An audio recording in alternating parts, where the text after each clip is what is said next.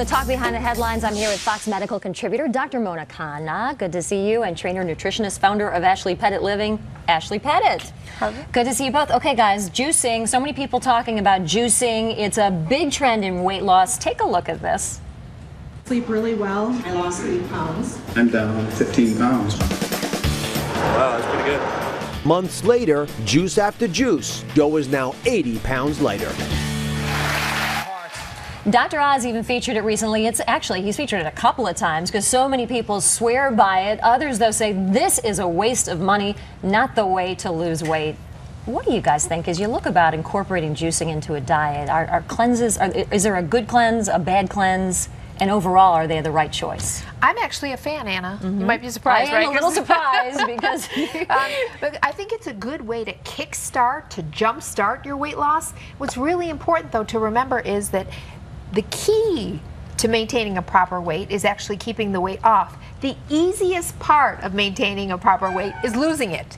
So I would say do the juicing to lose it, but then you're going to have to change your lifestyle. You're going to have to change your diet to keep it off, which is the real challenge. And the only last thing I want to say about that is if you have a medical condition like diabetes, for example, you have to be very, very careful with the juice that you pick. So I would talk to your doctor. Ashley, talk about that It's too. true. I mean, I'm really a big fan of juicing in life. I think there's a difference between a cleanse and juicing. Because I have juice every day, but I still eat regular food. I have juice to get in extra vegetables that I want.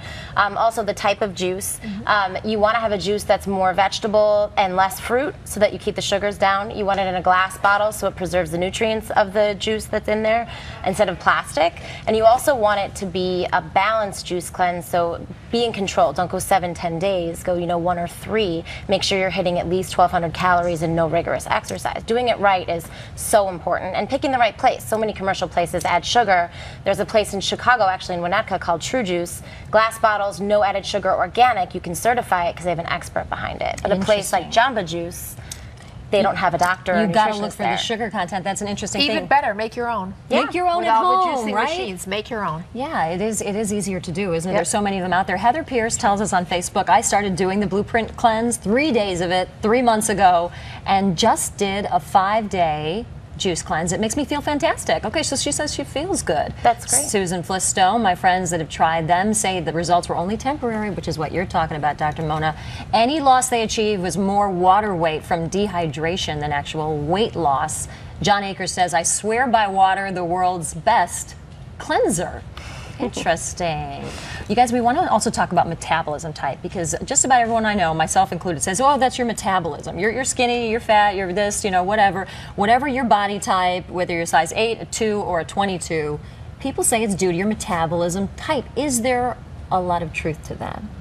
Well, what I would have to say to that is I'm still a big fan of input-output. If you eat too much and you don't work off the calories, you're obviously going to lose weight, because I think it comes down to physics. There are some things to remember, though. As you age, you do have a tendency to slow down your metabolism, so you do have a tendency to gain weight in your midlife ages. Let's go through some of the types we're talking about. If you struggle with your weight, whether you're losing it or maintaining weight loss, you're what doctors call an easy gainer, meaning it's physiological. Was that what you're talking about? That's what when people are trying to lose weight and they have this body type, Dr. Mona? Well, you can be an easy gainer, but again, I think that's mostly due to the fact that your activity isn't high and your diet may not be the best diet for your particular lifestyle. So in that case, you want to both alter your diet and increase your activity. What if you eat good food, so you're eating healthy and exercise, but you're just not seeing the pounds peel off? Doctors call this a healthy overfueler. What are we talking about there? Overfueler. I would say I'm an overfueler sometimes, because too much of a good thing definitely exists. So if you're eating too many good foods and your activity isn't high enough, like you mentioned before, it's in and out. So you're just not balancing that scale. So you're taking too much in, and that's too much energy in your body, so it's just going to stay there with pounds. But I'm a big believer in exercise for every one of these types, because the more muscle on your body, the higher your metabolism goes. An extra 50 calories a day you can burn just by putting a pound of muscle on your body. So interesting stuff. Interesting stuff. All right, we also want to